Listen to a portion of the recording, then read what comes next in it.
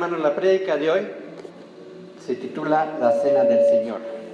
Recuerdan que en los Corintios era una iglesia que tenía muchos problemas, ¿verdad?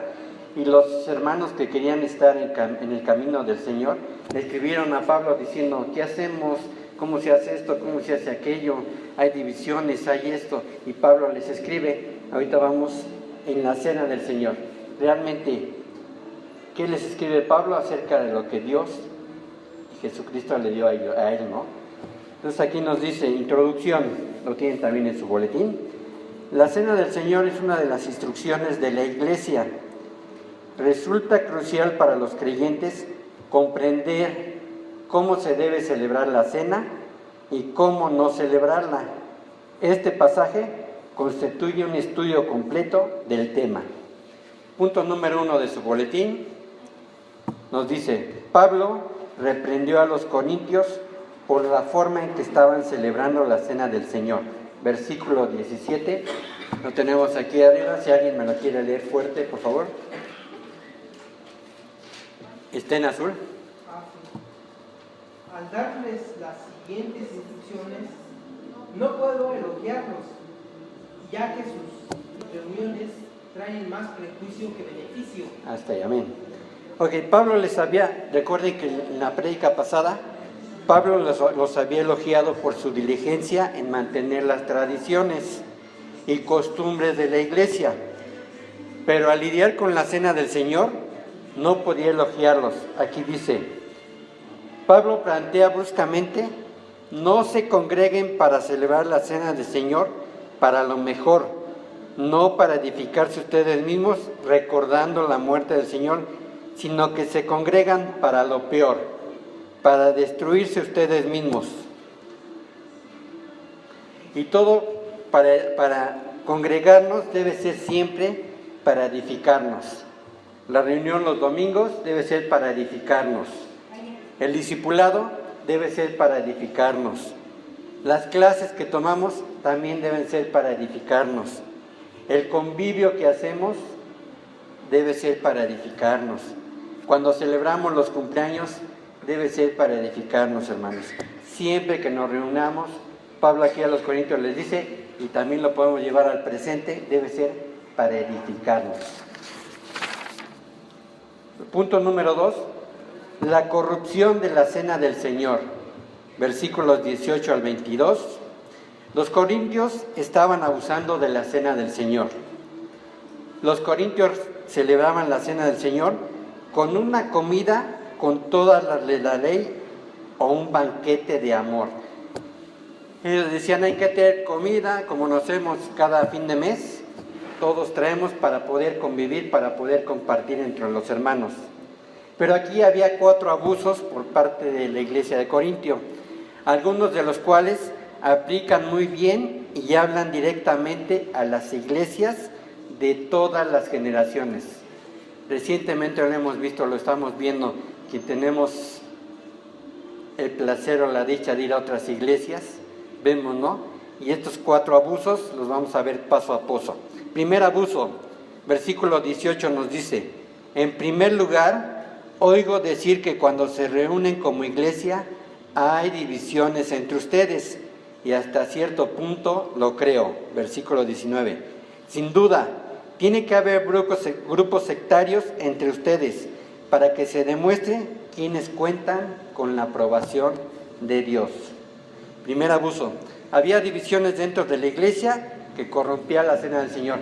Recuerden que en un principio vimos en el capítulo 1 que había divisiones en la iglesia, ¿no? Muchos decían: yo soy de Pablo, yo soy de Cefas, yo soy de Apolos, y los más religiosos decían: yo soy de Jesucristo, ¿no? Pero esas divisiones traían separación en la iglesia. Cuando existen divisiones, el espíritu de la iglesia se encuentra en desorden. No vamos a venir a edificarnos, va a estar en desorden cuando hay divisiones. Cuando hay divisiones, siempre predominan, escuchen, la ira, la murmuración, la perturbación, el dolor, el chisme, el orgullo, el egoísmo y los malos entendidos. Cuando hay divisiones, ¿sí? En el versículo 19 nos dice que Dios permite las divisiones por una razón muy especial. La división hace que el creyente genuino se diferencie mucho más. Las personas que son divisivas o dividen a la iglesia hacen que el amor y la verdad de los creyentes genuinos resplandezca con mucho más brillo. Dios permite eso para que realmente los que son genuinos, ahora sí que resplandezcan delante de los demás, ¿no? Y lo hemos visto, lo hemos notado en varias congregaciones, que siempre hay personas diferentes, ¿no? Ni murmuran, ni critican, ni nada de eso, ¿no? Entonces Dios en el versículo 19 nos dice, sin duda tiene que haber grupos sectarios entre ustedes para que se demuestre quienes cuentan con la aprobación de Dios. Segundo abuso, versículo 20. De hecho, cuando se reúnen, ya no es para comer la cena del Señor. En esto había engaño de sí mismo que corrompía la cena del Señor. De un modo sencillo, los corintios solo se estaban engañando a sí mismos al reunirse y participar de la copa y el pan. No son personas que están dividiendo a la iglesia, que están murmurando, criticando, pero ¿qué dicen? Yo ya tomé la cena del Señor, estoy muy bendecido, ¿no? Estaban engañando a sí mismos. Lo que estaba haciendo no era recordar y honrar al Señor. Con un espíritu divisivo es imposible que honremos al Señor. Cuando tenemos un espíritu de dividir, de criticar, de todo esto, no vamos a poder honrar al Señor, hermanos. Tercer abuso, versículo 21, nos dice, porque cada uno se adelanta a comer su propia cena, de manera que unos se quedan con hambre, mientras otros se emborrachan. Aquí predominaba el egoísmo y el descuido de otros que corrompían la cena del Señor. Cuando la iglesia primitiva se congregaba para el banquete de amor, todo el mundo traía comida, y bastante. Pero ¿qué pasaba? Empezaban las camarillas.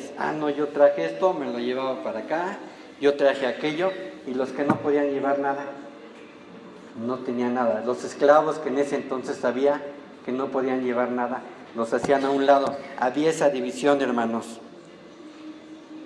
Y lo que es tener una cena común donde todo el mundo compartiera era lo que Dios quería, que el rico compartiera con el pobre, el judío con el gentil, la clase alta con la clase baja, el adulto con el niño, el libre y el esclavo, y hombre con mujer. Sin embargo, en la iglesia de Corintio, en lugar de compartir, todo el mundo se sentaba separado en su propio grupo de amigos y compartían la comida solo entre ellos. Y lo hemos visto en varias congregaciones, ¿no? Que se hacen camarillas, se hacen divisiones, se hacen grupitos. Y luego no podemos decir más, no, pero aquí lo está diciendo. Y viene desde la iglesia de Corinto, imagínense. El resultado era trágico. Algunos comían poco o nada. Otros se complacían a sí mismos y actuaban como glotones. Y trataban como reunión social. Si la cena del Señor, vamos a hacer una reunión social. Y al final, ¿qué sucedía con algunos? Que se emborrachaban.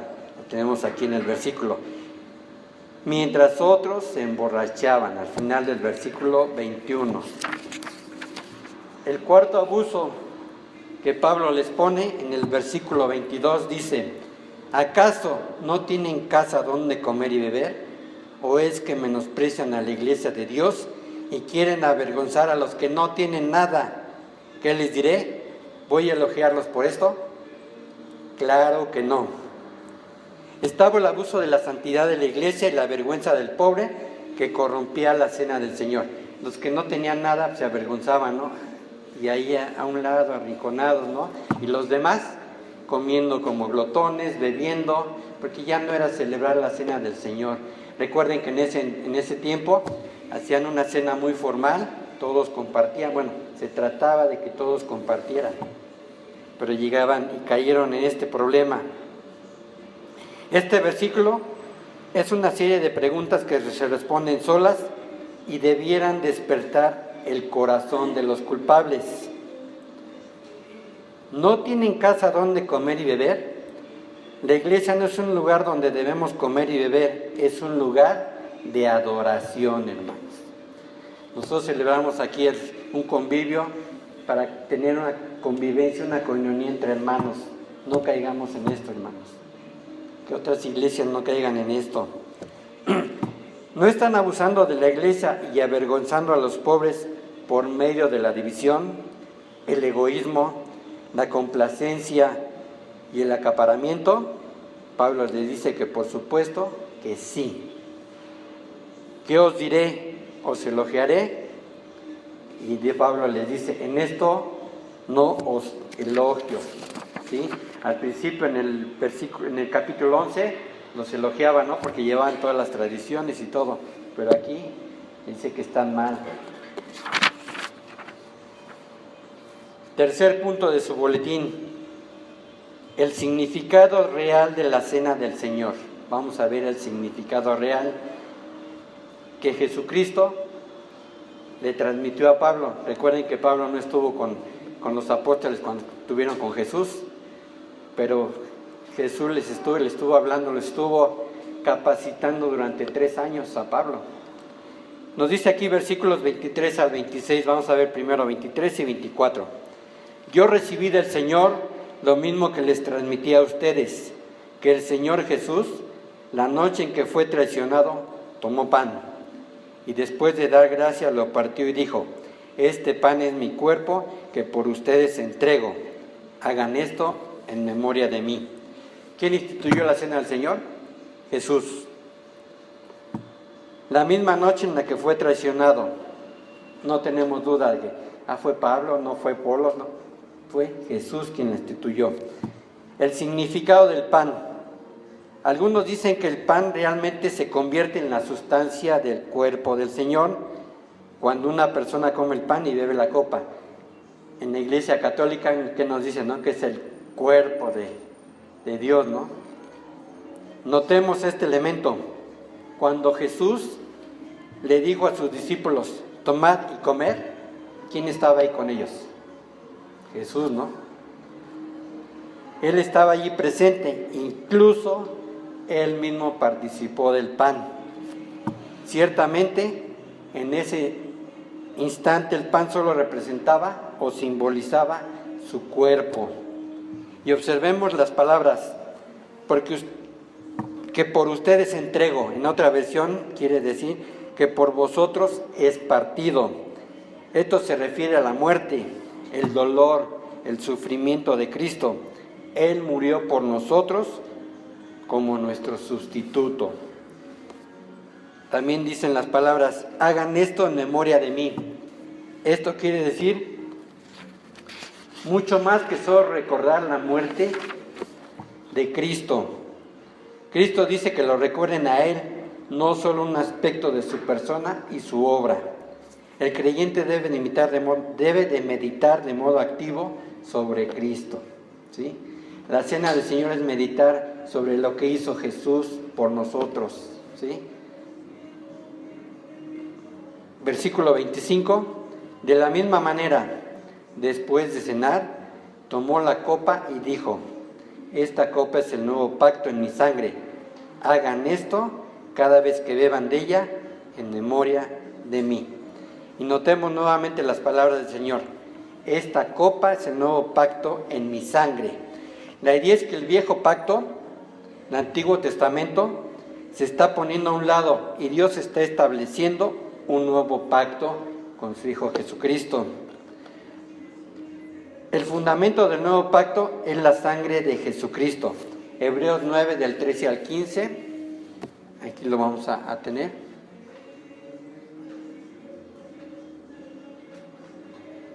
Ahorita que nos los ponga Yolita. ¿Me lo quiere leer, José Alfredo? Fuerte. Este es el... La sangre de machos cabríos y de toros, y las cenizas de una novilla rociada sobre personas impuras, las santifican de modo que quedan limpias por fuera. Si esto es así, ¿cuánto más la sangre de Cristo, quien por medio del Espíritu Eterno se ofreció sin mancha a Dios, purificará nuestra conciencia de las obras que conducen a la muerte, a fin de que sirvamos al Dios viviente? Por eso, Cristo es mediador de un nuevo pacto, para que los llamados reciban la herencia eterna prometida, ahora que Él ha muerto para liberarlos de los pecados cometidos bajo el primer pacto. Recuerda que en el Antiguo Testamento, cuando el pueblo pecaba, le llevaban al sacerdote, ¿no?, para que sacrificara una cabra. Aquí Dios hizo el nuevo pacto con su Hijo Jesucristo, sin mancha, para morir. ¿Por quién? Por todos nosotros, por nuestros pecados. Y también aquí dice que bebamos esto en memoria de mí. Esto se repite para enfatizar que la cena del Señor tiene un propósito, y solo un propósito: centrar su atención ¿en quién? En el Señor. El pueblo del Señor debe centrar su mente en Él y solo en Él. Los que somos hijos de Dios debemos centrar nuestra mente en el Señor, en nada más. La celebración de la Cena del Señor no debe ser un tiempo para la fraternidad y el festín. No debemos de pasarnos al otro extremo, ¿no? Es para recordar lo que hizo Jesucristo por cada uno de nosotros. Y el versículo 26 nos dice: porque cada vez que comen este pan y beben de esta copa, proclaman la muerte del Señor hasta que Él venga. ¿Cuál es la razón para celebrar la Cena del Señor? Es proclamar, predicar, declarar, anunciar. La Cena del Señor constituye una ilustración y un sermón que proclama la muerte del Señor y el regreso del Señor, porque nos dice que hasta que Él venga debemos de proclamarlo, ¿sí? Punto número 4 de su boletín: las consecuencias severas de participar indignamente de la Cena del Señor. Primero Pablo no los elogió, después le dijo cómo se debe de practicar, y otra le dice que qué consecuencias severas traemos al participar indignamente. ¿Qué quiere decir participar de la cena de manera indigna? Pablo le habla a los corintios directamente: por lo tanto, cualquiera que haya sido sus pecados estaban destinados a hacer lo que Pablo se refería con indignamente. Y aquí nos dice, los corintios eran culpables de participar de la cena del Señor con un espíritu de división, versículo 18, un espíritu de herejía, facción, partidos, camarillas, versículo 19, un espíritu de engaño, versículo 20, un espíritu de egoísmo y complacencia, versículo 21, un espíritu de borrachera, mismo versículo 21, un espíritu de abandono al pobre, mismo versículo 21, un espíritu de irreverencia y descuido al proteger la santidad de la iglesia. Con todo esto, los corintios participaban de la cena del Señor. Y Pablo les dice, con toda franqueza, la lista anterior parece indicar que el pecado en nuestro corazón y en nuestra vida es a lo que se refiere participar indignamente. Recuerden que para hacer un análisis, lo que está escrito es lo que debemos decir. En la Biblia hay cosas claras y oscuras, ¿no? Pero grises es lo que nosotros debemos ver. Por ejemplo, si puedo participar si no me he bautizado. Ahí son cosas grises, ¿no? Pero si vamos y atamos paso a paso, paso de que dijo el eunuco, pues, ¿me puedo bautizar? ¿Qué le dijeron, no? Pues, si crees, adelante, ¿no? Entonces, primeramente, el mandato es bautizarse y el segundo mandato es celebrar la cena del Señor. Pero esos son puntos grises. Aquí nada más Pablo le está diciendo, y nosotros lo que queremos de ver es que está escrito en la Biblia. Aquí le está diciendo de sus pecados y cómo se participaban de esa cena del Señor indignamente.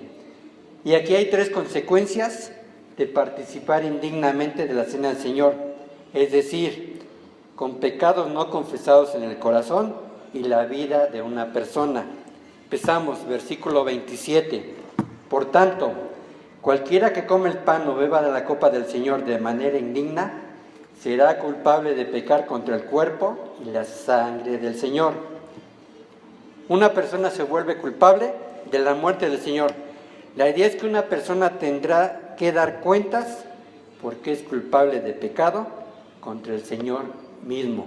Cuando yo participo con un pecado que no le he puesto en las manos de Dios, estoy participando indignamente. Versículo 28 y 29. Así que cada uno debe examinarse a sí mismo antes de comer el pan y beber de la copa, porque el que come y bebe sin discernir el cuerpo, come y bebe su propia condena. Una persona se condena a sí mismo si no se examina su corazón en busca de pecados no confesados. Luego si decimos, ay Dios, perdóname por todos mis pecados, y englobamos todo, ¿no? Pero debemos de examinar y realmente ver qué pecado no le hemos confesado a Dios. Necesita estar segura de que tiene un corazón limpio, confesándose y arrepintiéndose de cualquier pecado no conocido. Para participar de la cena del Señor debemos tener un corazón limpio. Debemos de confesarlo y arrepentirnos de ese pecado. La palabra discernir significa discriminar o distinguir. La persona que come el pan y bebe la copa indignamente, sencillamente no logra pensar acerca de lo que está haciendo. ¿Por qué? Porque no lo ha discernido, no lo puede desglosar, ¿no? No logra discriminar ni discernir la seriedad de su acto. Si pensara en el asunto, no participaría. Si discernimos ese problema de que, ay, pero es que no le... Recuerden que Dios nos conoce claramente, no podemos ocultarle nada. Entonces, qué mejor declararle ese pecado, ¿no? Que no lo hemos hecho. Porque una irreverencia tal del cuerpo y la sangre del Señor despierta el juicio del Señor. Si no le he confesado ese pecado, va a despertar el juicio del Señor. Recuerden que tenemos un Dios de amor, pero también es justo, ¿verdad?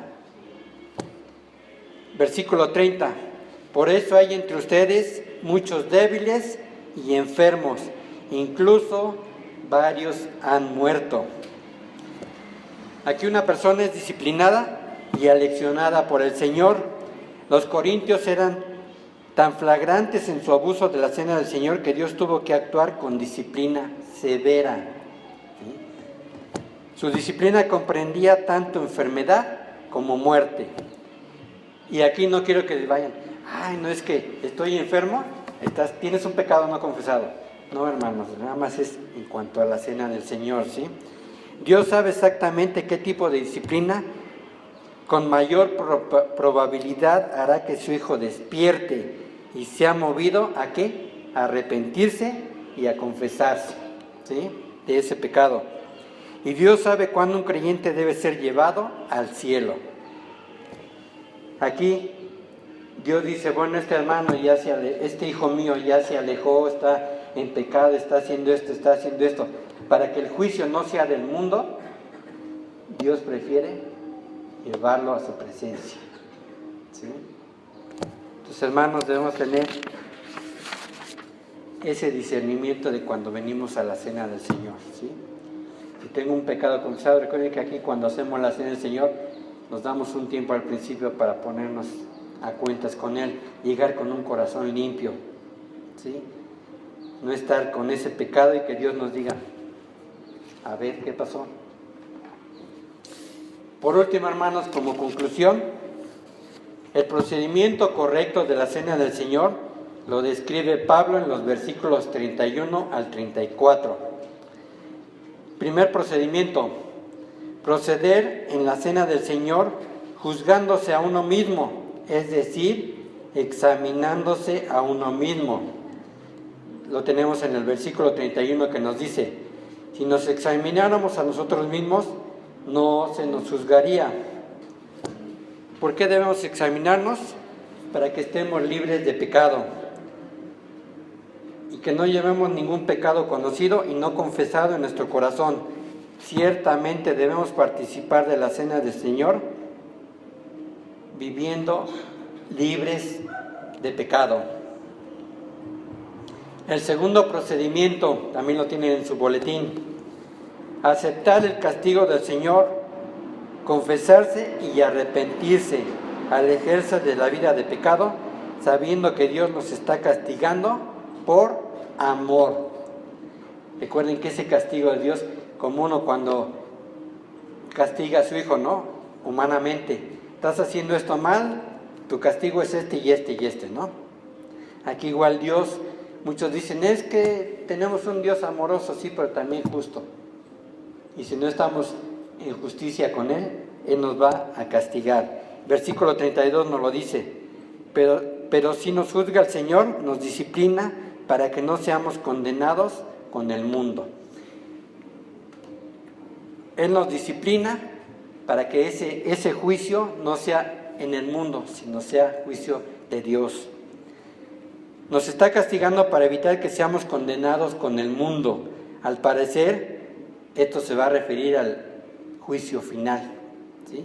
Nosotros seguimos viviendo en pecado y apartados de Dios, vamos a caer en ese juicio final y ya sabrán lo que nos va a pasar, ¿no, hermanos? Tercer procedimiento: servirse mutuamente. Dejen de actuar egoístamente y de consentirse ustedes mismos. Nos lo dice el versículo 33. Así que, hermanos míos, cuando se reúnan para comer, espérense unos a otros. Hay que transmitir y demostrar amor al poner primero a los otros, ¿sí? Decía que ¿en qué se resume toda la ley? Amarás a tu Dios por sobre todas las cosas, y el segundo, amarás a tu prójimo. Primero, hermanos, debemos al hermano, ¿no? En cualquier cosa, cuando vamos a comer, cuando vayan a pasar, todos siempre deben de tener y transmitir ese amor, primeramente a los demás hermanos, no a mí, sino a los demás. No sea egoísta, que no sea yo nada más, el yo que siempre jugamos, ¿no? Sino al hermano. Y el último procedimiento que Pablo les dice es: no traigan condenación sobre ustedes mismos, enderecen su vida, no pequen más. Versículo 34, por último dice: si alguno tiene hambre, que coma en su casa, para que las reuniones de ustedes no resulten dignas de condenación. Los demás asuntos los arreglaré cuando los visite. Dejen de hacer lo que han estado haciendo, coman en casa y congréguense para la cena del Señor. Háganlo todo decentemente y con orden. Recuerden que tenemos un Dios de orden y Él no le agrada que seamos unos desordenados, que seamos todo lo que hacían en la iglesia de Corinto, ¿no? Así es que, hermanos, primeramente hay que ver por el hermano que uno mismo, para agradar a Dios. Y cuando vengamos a la cena del Señor, hay que venir con un corazón limpio, ¿sí? Ese pecado que no le hemos confesado, confesárselo. Recuerden que Dios dice que toma nuestro pecado, lo arroja al mar y se olvida de él. ¿Por qué no hacerlo, hermanos? ¿Por qué tenerlo ahí guardadito, no? Pues, hermanos, esto ha sido lo que Pablo les escribió a la iglesia de Corinto, cómo se deben de guiar y comportar en la cena del Señor. Oremos. Dios Padre, te doy gracias una vez más porque me has permitido traer tu mensaje, Señor. Te pido perdón si ha salido algo humano de mí, Señor, que no haya sido mensaje tuyo. Te pido también que ese mensaje sea de bendición para todos nosotros, Señor. Que podamos comportarnos como tú quieres que nos comportemos ante la cena del Señor. Que proclamemos tu palabra, que proclamemos a qué vino tu Hijo, a morir por todos nosotros, Señor. Y, Señor, te damos gracias un día más que nos tienes aquí. No por casualidad, sino tú tienes un plan para nosotros y queremos ver ese plan que tú tienes para cada uno de nosotros. Te doy gracias en el nombre de tu Hijo Jesucristo. Amén.